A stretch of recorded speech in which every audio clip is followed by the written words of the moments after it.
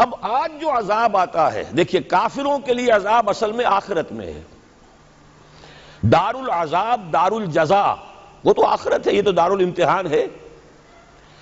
اب جو عذاب آتا ہے وہ اس قوم پر جو ہو تو حامل کتاب الہی، شریعت خدا بندی کی کسٹوڈین، اللہ کے رسول کی نام لیوا، اس کے ساتھ عشق کا دعویٰ کرنے والی، عمل اس کے برعکس ہو.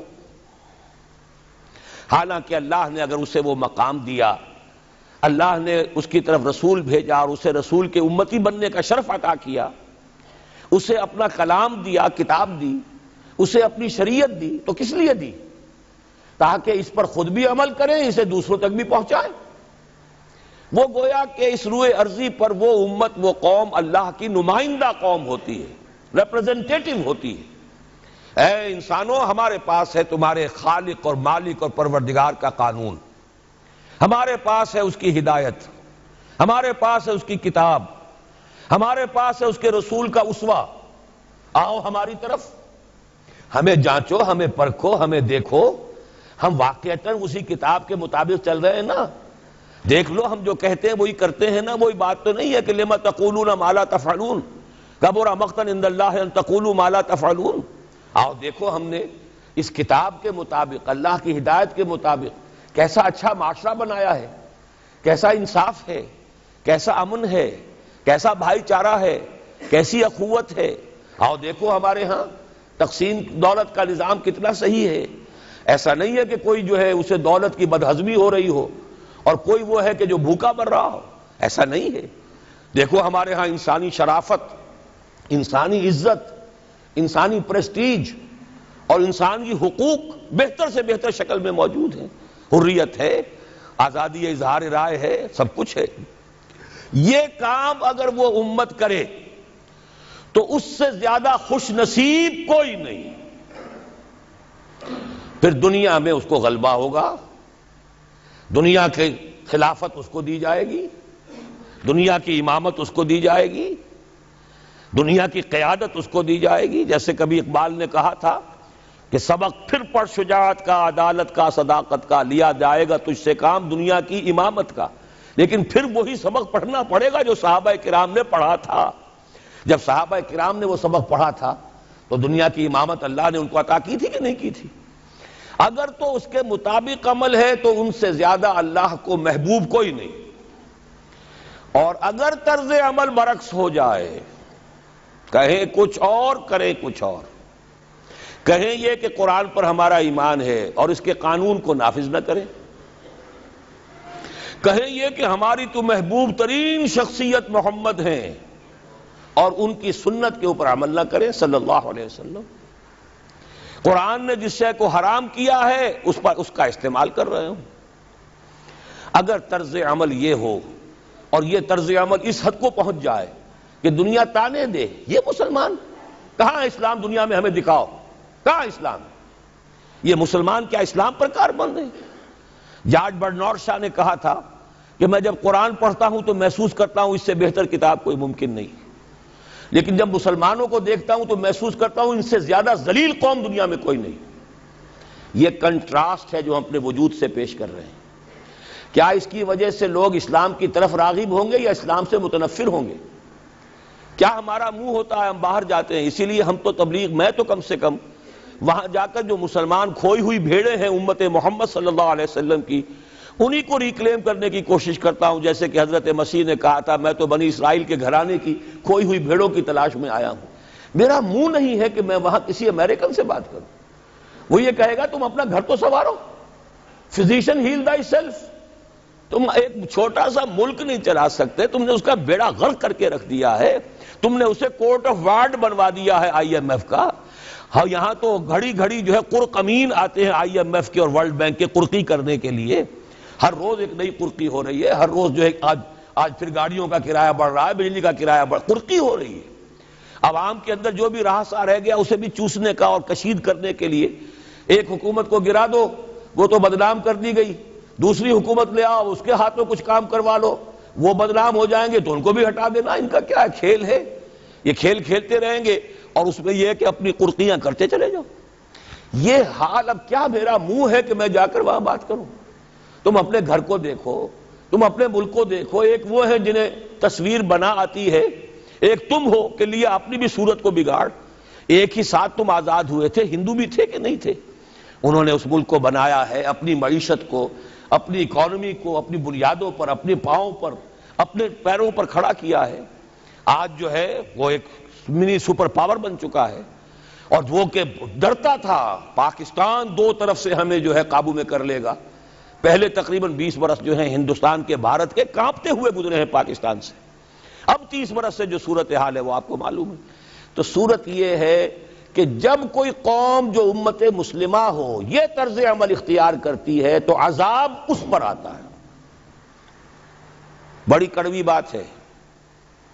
آج عذاب کفار پر نہیں آ رہا، وہ تو اللہ تعالیٰ ان سے آخرت میں نبٹ لے گا. اور آخرت تو ہے ہمیشہ کی، بڑا سو عذاب تو وہی کا ہے. وَلَعَذَابُ الْآخِرَةِ أَكْبَرُ لَوْ كَانُوا يَعْلَمُونَ. دنیا میں کفار پر عذاب آتا تھا جب کوئی رسول بھیج دیا جائے، اب رسول آئے گا نہیں. ایک ایکسیپشن ہے، وہ بعد میں بتاؤں گا. لیکن اب دنیا میں جو عذاب آتا ہے وہ مسلمان امت پر آتا ہے. اب اس کو چونکہ بات بہت کڑوی ہے، تھوڑا سا میں اس کے اندر آپ کے لیے سمجھنا، حلق سے اتارنا اس کڑوی گولی کا آسان کر دوں. دیکھیے، ہم سے پہلے بھی ایک امت مسلمہ تھی کہ نہیں؟ ہماری عمر جو ہے امت مسلمہ کی حیثیت سے ابھی 1400 برس ہوئی ہے. 1417 سن ہجری چل رہا ہے نا. اس میں آپ اور حضور کی بعثت 12 برس اور، تو 1430 برس سمجھیے. اس لیے کہ اس وقت جب سے کہ وحی کا آغاز ہوا ہے، یہ ہماری کل تاریخ ہے. ابھی 1450 برس نہیں ہوئی. ہم سے پہلی جو امت تھی 2000 برس تک اسی مقام پر فائز رہی. وہ کون تھے؟ بنی اسرائیل. وہ موسیٰ کے امتی تھے، ہم محمد کے امتی ہیں علی نبینا علیہ الصلوۃ والسلام. انہیں تورات دی گئی تھی، ہمیں قرآن دیا گیا ہے. نبی ہونے کے اعتبار سے افضل ترین نبی، رسول ہونے کے اعتبار سے اکمل ترین رسول، کتاب ہدایت ہونے کے اعتبار سے جامع ترین کتاب، نوع انسان را پیام آخری، حامل او رحمت للعالمین. یہ اپنی جگہ تقابل ہے، لیکن ایک اور اعتبار سے دیکھیے، عمر اس کی طویل تھی 2000 برس، ہماری ابھی 1400 برس ہوئی. اور دوسری بات، اس امت میں 1400 برس تک کوئی وقت ایسا نہیں گزرا کہ کوئی نبی موجود نہ ہو. سینکڑوں نبی آئے. شروع ہوئی ہے 1400 قبل مسیح میں، جب تورات دی گئی حضرت موسیٰ کو. اور آپ کو معلوم ہے اس وقت 2 رسول تھے، موسیٰ بھی اور ہارون بھی علیہ السلام. پھر حضور کی حدیث بخاری شریف میں موجود ہے، کانت بنو اسرائیل تسوسہم الانبیاء کلما ہلک نبی خلفہ نبی. بنی اسرائیل کی سیاست اور حکومت جو ہے انبیاء کے ہاتھ میں ہوتی تھی. جب بھی کوئی نبی فوت ہوتا تھا دوسرا نبی اس کا قائم مقام، اس کا جانشین ہو جاتا تھا. جیسے داؤد کے بیٹے سلیمان. آخری جو نبی آئے ان کے ہاں وہ حضرت مسیح، اور ان کے ہم عصر حضرت یحییٰ علیہ السلام. تو یوں سمجھیے 2 سے شروع ہوا، 2 پر ختم ہوا. موسیٰ و ہارون، عیسیٰ و یحییٰ. درمیان میں 1400 برس، اور کوئی وقت ایسا نہیں ہے جب کہ کوئی نبی موجود نہ ہو. کیسی امت تھی! اسی لیے میں نے آپ کو بتایا، قرآن مجید میں سورہ بقرہ میں 2 جگہ فرمایا ہے، یا بنی اسرائیل اذکروا نعمتی التی انعمت علیکم وانی فضلتکم علی العالمین. چھٹا رکوع بھی شروع ہوتا ہے اسی آیت سے سورہ بقرہ کا، اور 15واں رکوع پھر شروع ہوتا ہے اسی آیت سے. اے بنی اسرائیل، میرے اس انعام و اکرام کو یاد کرو جو میں نے تم پر کیا، اور میں نے تو تمہیں تمام جہان والوں پر فضیلت دی تھی. لیکن وہی بنی اسرائیل جب ان کا طرز عمل کیا ہوا، شریعت کو پس پش ڈال دیا. نبذ فریق من الذین اوتوا الکتاب کتاب اللہ وراء ظہورہم مثل الذین حملوا التوراۃ ثم لم يحملوها كمثل الحمار يحمل اسفارا. کتاب سے ناطہ توڑ لیا، بس اس کو مقدس کتاب بنا کر رکھ دیا، نہ پڑھنا، نہ سمجھنا، نہ اس پر عمل کرنا، جیسے ہم کرتے ہیں۔ ایصال ثواب کی محفلوں میں کام آتا ہے، یا بچیوں کو وہ جہیز میں دینے کے کام آتا ہے، یا قرات کی محفلیں ہوتی ہیں، مقابلے ہوتے ہیں۔ اللہ اللہ خیر صلی اللہ، قرآن مجید سے ہمارا کیا سروکار رہ گیا ہے؟ بہائے آتش ترا کار جزی نیست کہ از یاسین او آسا بمیری۔ عیاشیاں کرتے تھے، بدماشیاں کرتے تھے، غلط کام کرتے تھے، لیکن انہیں خیال یہ تھا کہ ہم چونکہ ابراہیم کی نسل سے ہیں، موسیٰ کی امت میں سے ہیں، نحن ابناء اللہ واحباؤہ، ہم تو اللہ کے بیٹوں کے مانند ہیں، بڑے چہیتے ہیں۔ اسی پر اللہ نے فرمایا فَلِمَ يُعَذِّبُكُمْ بِذُنُوبِكُمْ بَلْ أَنْتُمْ بَشَرٌ مِّمَّنْ خَلَقَ، ایسے ہی تم چہیتے اور لاڈلے ہو تو اللہ تعالیٰ تمہیں عذاب کیوں دیتا رہا ہے؟ تمہیں نیبوکڈنیزر کے ہاتھوں پٹوایا 600 قبل مسیح میں، یوں سمجھیے تقریباً وسط میں آتا ہے یہ معاملہ، 1400 قبل مسیح میں تورات دی گئی، اور سمجھیے کہ ایک مسیحی میں حضرت مسیح آ رہی ہے 30 سن عیسوی میں، ان کے درمیان تقریباً وسط میں اشیریوں کے ہاتھوں پٹوایا اور بابلیوں کے ہاتھوں پٹوایا۔ بخت نصر جس کو کہتے ہیں، نیبوکڈنیزر، 6 لاکھ یہودی اس نے قتل کیے یروشلم میں، 6 لاکھ کو قیدی بنا کر لے گیا، ہیکل سلیمانی گرا دیا گیا جو کہ ان کا کعبے کے درجے میں تھا، اور یہ کہ کوئی ایک متنفس نہیں بچا یروشلم میں، کوئی 2 اینٹیں سلامت نہیں رہی، انہیں لے گیا بیبیلونیا میں، کیپٹیوٹی، پیریڈ آف کیپٹیوٹی۔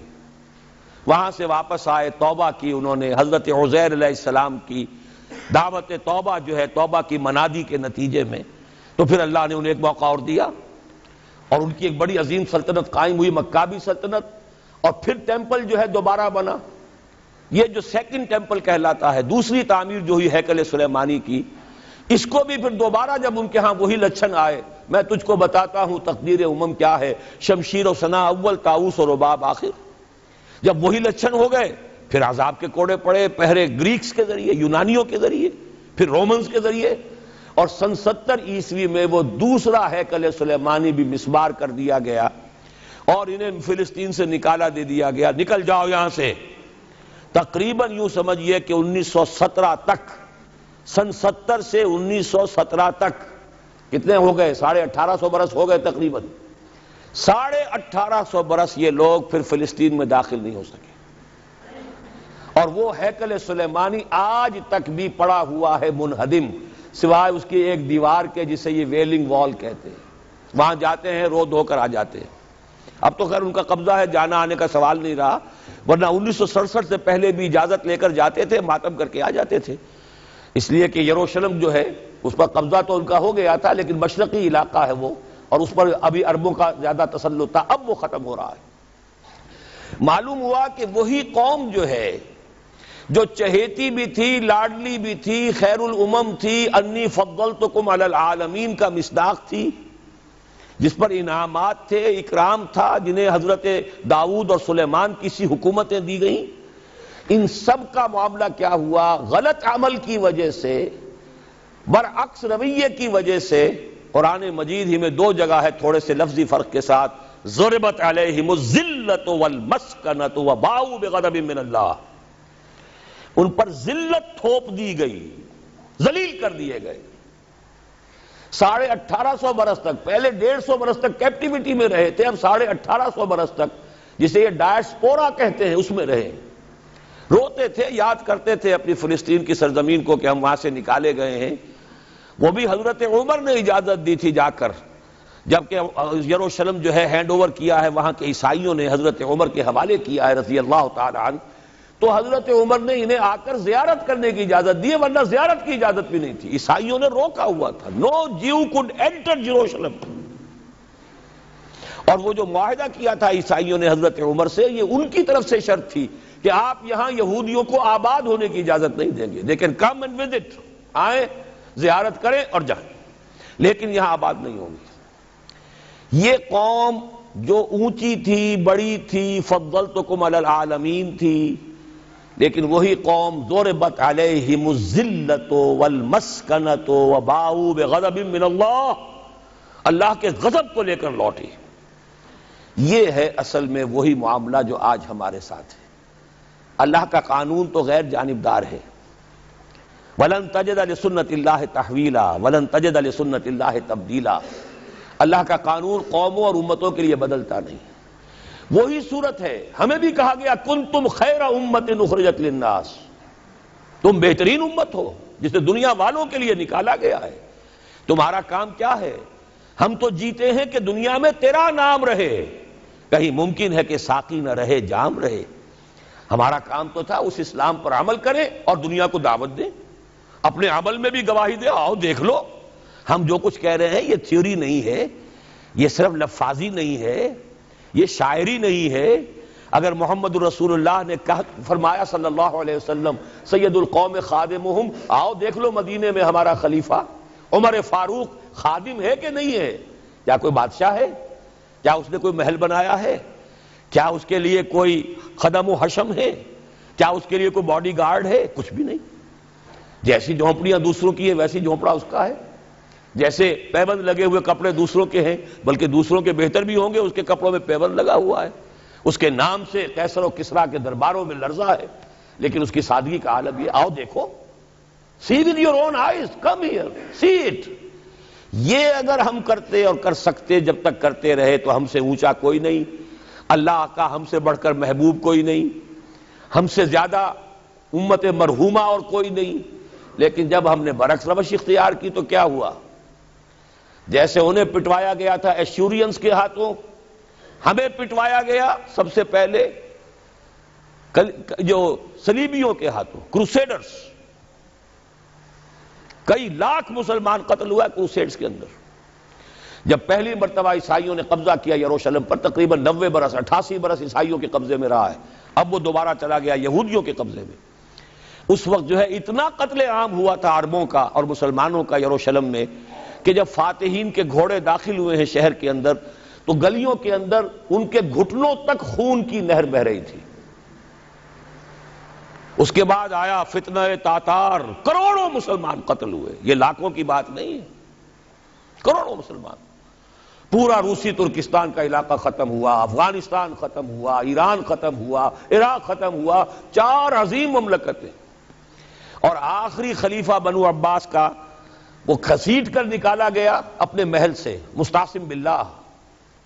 ویسے تو نسلاً تو حضور کے چچا کی نسل سے تھا، عباسی تھا، حضرت عباس رضی اللہ تعالی عنہ کی نسل سے ہے، مستعصم باللہ، لیکن اس کو گھسیٹ کر نکالا گیا ایک جانور کی کھال کے اندر لپیٹ کر، اور تاتاریوں نے اپنے گھوڑوں کے سموں تلے اسے کچل دیا۔ وہ دن اور آج کا دن پھر امت مسلمہ کی قیادت عربوں سے چھین لی گئی۔ اس کے بعد اللہ نے پھر کرم فرمایا، پھر کچھ اولیاء اللہ کے ذریعے سے، کچھ صوفیاء کے ذریعے سے اتنا بڑا معجزہ ہو گیا، جیسا کہ حضرت عزیر علیہ السلام کے ذریعے سے ہوا تھا کہ یہود میں دوبارہ انابت اللہ، توبہ کا جذبہ پیدا ہو گیا۔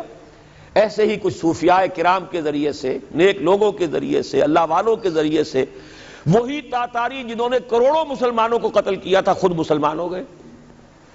ہے آیا فتنہ تاتار کے افسانے سے، پاسباں مل گئے کعبے کو صنم خانے سے۔ پھر غلبہ ہوا، پھر ترکوں کی عظیم حکومت قائم ہوئی، ترکان تیموری، Terken Usmani, Terken Seljuqi, Terken صفوی۔ عرب تو معزول ہو گئے تھے لیکن ترکوں کی زیر قیادت پھر گریٹ آٹومان امپائر بھی قائم ہوئی۔ اس کے بعد پھر جب وہ ترکوں کے اندر بھی وہی بادشاہت، وہی عیاشیاں، وہی محل بن رہے ہیں، وہی جو ہے توپ کاپی محل جا کر دیکھ لیجئے، وہی عیاشیاں شروع ہو گئی، وہی اللے تللے ہو گئے، وہی ظلم شروع ہو گئے، تو پھر اللہ نے دوبارہ پھر ہمیں یورپی اقوام کے ہاتھوں ذلیل کیا، کہیں انگریزوں کے غلام، کہیں فرانسیسیوں کے غلام، کہیں اطالویوں کے غلام، کہیں ولندیزیوں کے غلام۔ پورا عالم اسلام اس صدی کے آغاز میں پہلی جنگ عظیم کے بعد پورا عالم اسلام غلامی میں تھا، سوائے نجد کا ایک علاقہ تھا کہ نجد میں ابھی تیل برآمد نہیں ہوا تھا، ورنہ سب سے پہلے پنجے وہاں گڑتے، وہاں ریت میں جا کے لینا کیا تھا۔ باقی تو یہ ہندوستان غلام ہے، انڈونیشیا غلام ہے، سب کے سب یہ جاوا، سماٹرا، چلتے جائیے سب غلام ہیں۔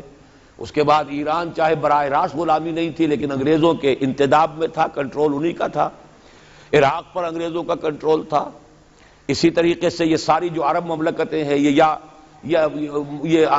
انگریزوں کے زیر اثر تھی، اور یا یہ کہ فرانسیسیوں کے زیر اثر تھی۔ شمالی افریقہ یا فرانسیسیوں کا تھا یا اسپین کا تھا، اور یا یہ کیا تالویوں کا تھا لیبیا، یہ حال ہمارا ہوا۔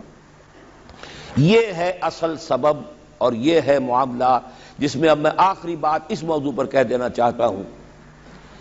یہ پروسیس بہت جلد ایک بہت بڑی کلائمیکس کو اور بہت بڑی انتہا کو پہنچنے والا ہے۔ وہ انتہا کیا ہے؟ دیکھیے، میں نے جو کہا تھا کہ ایک استثناء ہے، ایک قوم ایک امت ایسی ہے کہ جس نے اپنے رسول کو رد کیا اور اسے ہلاک نہیں کیا گیا۔ حضرت نوح کی قوم غرق، حضرت ہود کی قوم ختم، حضرت صالح کی قوم ختم، حضرت شعیب کی قوم ختم، آل فرعون ختم۔ یہود وہ امت ہے کہ معزول تو ہو گئی، جیسے ہی حضور آ گئے قرآن لے کر معزول ہو گئے۔ وہ جیسے کوئی ایک منصب ہے، اس منصب سے معزول کر دیے گئے، قتل نہیں کیا گیا، انہیں زندہ رکھا گیا۔ منصب تو اب قرآن آ گیا، محمد الرسول اللہ آ گئے صلی اللہ علیہ وسلم، اور کعبے کے گرد ایک نئی امت۔ وَكَذَلِكَ جَعَلْنَاكُمْ أُمَّةً وَسَطًا لِتَكُونُوا شُهَدَاءَ عَلَى النَّاسِ وَيَكُونَ الرَّسُولُ عَلَيْكُمْ شَهِيدًا۔ اگرچہ یہ امت 600 برس قبل قتل اور ختم ہونے کی مستحق ہو چکی تھی۔ کیوں؟ 600 برس قبل آئے تھے حضرت مسیح علیہ السلام، اور قرآن میں بھی ہے اور موجودہ بائبل میں بھی ہے کہ حضرت مسیح کو اسرائیل ہی کی طرف بھیجا گیا۔ صرف سورہ آل عمران میں ہے رسولاً الی بنی اسرائیل، یہ تو صرف محمد الرسول اللہ صلی اللہ علیہ وسلم ہے جنہیں پورے عالم انسانیت کی طرف بھیجا گیا، کوئی اور رسول تمام انسانوں کے لیے مبعوث نہیں ہوا۔ اور ابھی بائبل میں موجود ہے کہ میں صرف اسرائیل کے گھرانے کی کھوئی ہوئی بھیڑوں کی تلاش میں آیا ہوں۔ اسی لیے میں نے کہا تھا میں بھی امریکہ وغیرہ جاتا ہوں تو یہ اپنے پاکستانی ہندوستانی بھائی جو ہیں، یہ کھوئی ہوئی بھیڑیں وہاں جا کر جو ہیں وہ گم ہو گئی ہیں، ان گمشدہ بھیڑوں کی تلاش میں۔ تو اس کو اچھی طرح سمجھ لیجئے، حضرت مسیح کی بعثت تھی بنی اسرائیل کی طرف، اور بنی اسرائیل نے نہ صرف یہ کہ ان کو مانا نہیں، بلکہ الٹا اپنے بس پڑتے سولی پر چڑھا دیا۔ اپنے بس پڑتے، اس میرے الفاظ کو نوٹ کر لیجئے، گویا کہ یہ اب اس عذاب استیصال، آخری ہلاکت والے عذاب کے مستحق ہو گئے۔ لیکن یہ پوری انبیاء اور رسل کی تاریخ میں ایک استثناء ہے کہ اس میں جیسے آج کل ہم کہتے ہیں ججمنٹ ریزروڈ، حضرت مسیح کو اللہ نے زندہ اٹھا لیا، یہود کے اوپر لعنت تو کر دی، ختم نہیں کیا۔ سمجھ رہے ہیں میری بات کو؟ سن 70 سے ان پر عذاب آیا، حضرت مسیح سن 33 عیسوی میں اٹھائے گئے۔ سن 70 میں عذاب آ گیا ٹائٹس رومی کے ہاتھوں، وہ ہیکل سلیمانی بھی پھر دوبارہ گر گیا اور انہیں نکال دیا گیا ڈائسپورا سن 70 سے، لیکن ختم نہیں کیا گیا۔ یہ استثناء ہوا ہے۔ کیوں ہوا ہے؟ یہ بات پھر دوسری میری آج کی گفتگو میں بڑی کڑوی بات ہے، بہت کڑوی بات ہے۔ یہ جو دوسری امت جس سے کہ میں اور آپ ہیں، اور جو بہترین امت ہے، کنتم خیر امت، یہ جب طرز عمل وہی اختیار کرے گی جو یہودیوں نے کیا تھا، ان کو سزا ان ملعونوں کے ہاتھوں دلوائی جائے گی۔ بات سمجھ لیجئے میری۔ آپ کو معلوم ہے پھانسی کا پھندا کون ڈالتا ہے؟ چوڑا۔ اور ہندوستان میں مجھے بتایا مولانا امین حسن اصلاحی صاحب نے، وہ مشرقی یو پی سے ان کا تعلق ہے، اعظم گڑھ سے، کہ ہمارے علاقے میں یہ رواج تھا کہ اگر کوئی راجپوت شخص کوئی بہت گھناؤنا کوئی کام کرتا تھا تو اس کو جوتے لگواتے تھے چمار کے ہاتھوں۔ راجپوت کے سر پر راجپوت کا جوتا پڑا تو چلیے جوتا تو ہے، لیکن ہے تو راجپوت کا۔ لیکن جب راجپوت کے سر پر چمار کا جوتا پڑتا تھا، جسے انگریزی میں ہم کہتے ہیں to add insult to injury, ایک تو تکلیف ہو رہی ہے جوتے کی، اور ایک انسلٹ ہو رہی ہے کہ چمار کا جوتا ہے، تو یہ گویا کہ بدترین سزا ہو گئی۔ یہ امت جتنی اونچی ہے، جس کے رتبے ہے سوا، اس کی سوا مشکل ہے، جس کا مقام بلند ہے اسی اعتبار سے ان کو پھر سزا بھی سخت ملتی ہے۔ صاف فرما دیا اللہ تعالیٰ نے سورہ احزاب میں، اے نبی کی بیویوں، تم عام لوگوں کی طرح نہیں ہو، لستم احد من النساء لستن کاحد من النساء، اگر تم نے کوئی غلط حرکت کی دوہرا عذاب ملے گا۔ اور بات صحیح ہے، جن کے رتبے ہیں سوا، ان کی سوا مشکل ہے۔ اس امت کو عذاب کے کوڑے مارنے والی قوم وہ ملعون اور مغضوب علیہم قوم ہے، جس کے لیے قرآن مجید 2 دفعہ کہتا ہے ضربت علیہم الذلۃ والمسکنۃ وباؤوا بغضب من اللہ۔ اور یہ کوڑے بہت زبردست شکل میں ابھی آنے والے ہیں۔ میری بات اب آپ نے سمجھ لی؟ کیوں رکھا گیا یہود کو؟ یہ جلاد کیوں سنبھال کے رکھے گئے؟ انہیں بھی سزا دی گئی، اس صدی میں بھی ہٹلر کے ہاتھوں میں بھی 6 ملین 60 لاکھ اس نے ختم کیے، ان پر تو سزا کا سلسلہ چلتا رہا، ایکسٹرمینیٹ نہیں کیا، ختم نہیں کیا، باقی رکھا ہے، اس لیے کہ ان کو کوڑا بنا کر امت مسلمہ کی پیٹھ پر مارنا ہے کہ تمہارا رتبہ، تم محمد کے امتی صلی اللہ علیہ وسلم، ہمارے آخری رسول، ہمارے اکمل رسول، ہمارے خاتم النبیین، خیر البشر، اور ان کی امت ہو کر تمہارا حال یہ ہے، تو تم سزا کے مستحق جو ہو، وہ سزا ہے کہ جو اچھی طرح سمجھ لیجئے ہماری حال جو اس صدی کے آخر میں شروع میں ہوا تھا کہ تمام مسلمان غلام، اس غلامی کے اوپر جو مزید کوڑا تیار ہوا 1917 میں بالفور ڈیکلریشن کے ذریعے سے برطانیہ نے اجازت دے دی کہ یہودی آ سکتے ہیں، اب فلسطین میں آ کر آباد ہو سکتے ہیں، وہ مکان خرید سکتے ہیں، جائیداد خرید سکتے ہیں، زمینیں خرید سکتے ہیں۔ 1971 اس پر اندیشہ تھا کہ کہیں اگر خلیفہ عثمانی نے جہاد کا اعلان کر دیا، اس لیے کہ سلطان عبد الحمید کو بڑی سے بڑی رشوتیں پیش کر کے دیکھ لیا تھا انہوں نے کہ یہ جو ہمارے اوپر پابندی ہے کہ ہم فلسطین میں آباد نہیں ہو سکتے، جو کہو ہم تمہیں دولت دینے کو تیار ہے، یہ پابندی ختم کر دو۔ سلطان عبد الحمید ویسے جو بھی کچھ تھے چھوڑ دیجئے، لیکن یہ کہ اس نے کہا کہ جو معاہدہ عمر نے کیا تھا رضی اللہ تعالی عنہ، میں پیچھے نہیں جاؤں گا، لہذا خلافت ختم کروا دی، اور کروائی کس کے ہاتھوں؟ ایک مسلمان کے ہاتھوں، اس لیے کہ فری میسن تھا مصطفیٰ کمال پاشا، فری میسن، یہ سب یہودیوں کے ادارے۔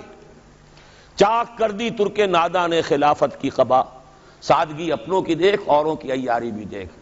ہندوستان میں ہنگامہ چل رہا ہے، تحریک چل رہی ہے، مسلمان ہجرت کر رہے ہیں، اور سب کچھ ہو رہا ہے، اور ہندو بھی شامل ہو رہے ہیں خلافت کی تحریک میں، لیکن اب مدعی سست گواہ چست، جب مصطفیٰ کمال نے خود ختم کر دی تو سب پانی پڑ گیا آگ کے اوپر، اب کیا بولیں، کس کو برا کہیں؟ اس کے بعد 1948 میں ان کی ریاست قائم ہو گئی اسرائیل۔ کتنے برس بعد؟ ریاست تو خیر اس وقت بھی ان کی نہیں تھی جبکہ ٹائٹس نے ختم کیا ہے، وہ تو بہت پہلے کی بات تھی، تقریباً 2000 سال بعد اسرائیل 1967 میں جنگ کروائی، اور یہ بالکل صدام کی طرح کا مسئلہ تھا۔ 1967 کی جنگ میں ایک سازش تھی، انہوں نے بطور مہرہ استعمال کیا جمال عبد الناصر کو، جس نے اچانک جو ہے ایلات کی بندرگاہ کو بلاک کر دیا 1967۔ اس پر جھپٹا مارا ہے اسرائیل نے، ادھر سے سینائی لے لیا، ادھر سے گولان ہائٹس لے لیے، ادھر سے جو ہے West Bank of Jerusalem, West Bank of Jordan لے لیا۔ یہ 67 کی بات ہے۔ پھر عالم عرب میں ایک ملک ذرا نکلنے لگا تھا کہ شاید ایک کے پاس پیسہ بہت تھا، لیبیا کے پاس، وہ مدد کر سکتا تھا کسی مسلمان ملک کی کہ وہ ایٹم بم بنا لے۔ 2 ملک ایسے تھے، ایک غیر عرب، ایک عرب۔ عراقیوں کے پاس کچھ صلاحیت معلوم ہو رہی تھی کہ کچھ دانت شاید نکل آئیں، جیسے دودھ کے دانت ہوتے ہیں تو شاید ایٹمی دانت نکل آئیں، وہ بھرکس ان کا نکالا ہے۔ ایک دفعہ جا کر آپ کو یاد ہوگا ہوائی جہاز گئے اور سب کا تہس نہس کر کے آ گئے، اور وہ سخت جان قوم نکلی، انہوں نے پھر کچھ بنا لیا، تو پھر وہی 100 دام، 100 دام جال، پھر وہ 100 دام جو ہے جال کی شکل بچھا کر، اور جو پھنسایا ہے تو اگلا پچھلا کھایا پیا سارا اگلوا لیا۔ نتیجہ کیا نکلا جنگ خلیج کے بعد اب عالم عرب پورا کا پورا اسرائیل کے سامنے سرنگوں ہے، وہ شاہ حسن ہو یا شاہ حسین ہو، کچھ تو پہلے ہی اپنے تھے، چاہے شاہ فہد ہوں اور چاہے حسنی مبارک ہوں، اب رہ کون گیا؟ اس سے بڑی ذلت کوئی ہے؟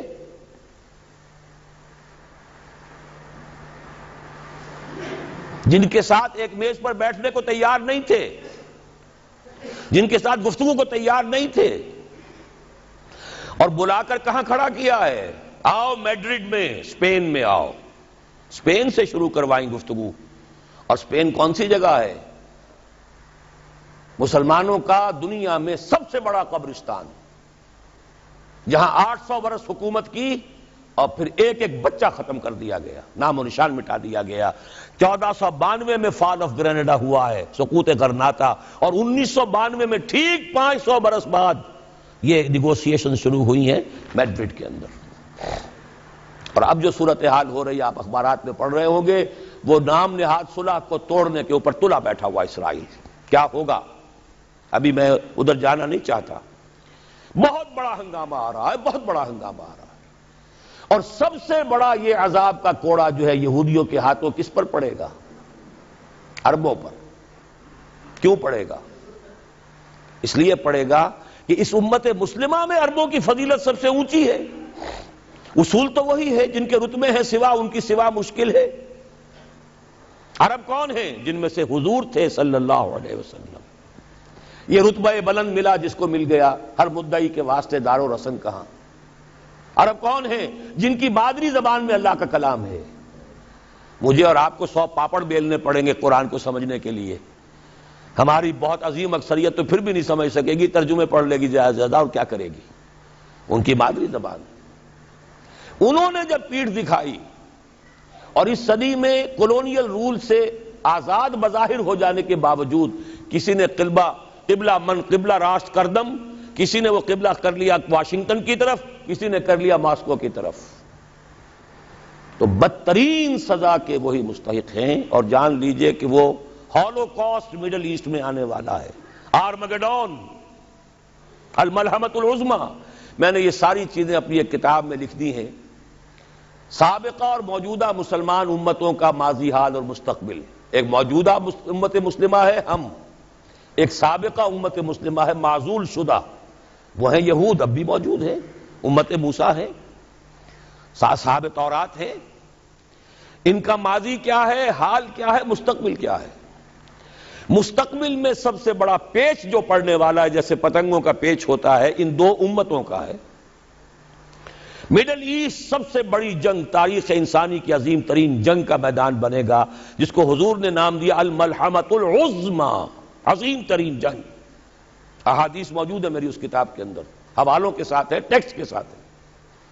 ویل للعرب من شر قد اقترب، ہلاکت اور بربادی ہے عرب کے لیے اس شر سے جو قریب آ چکا ہے۔ لیکن اب یہ بات تو پھر میرے اور آپ کے لیے ذرا دور کی ہو گئی۔ تیسری کڑوی بات اب آ رہی ہے، ابھی تو عربوں کی بات تھی نا،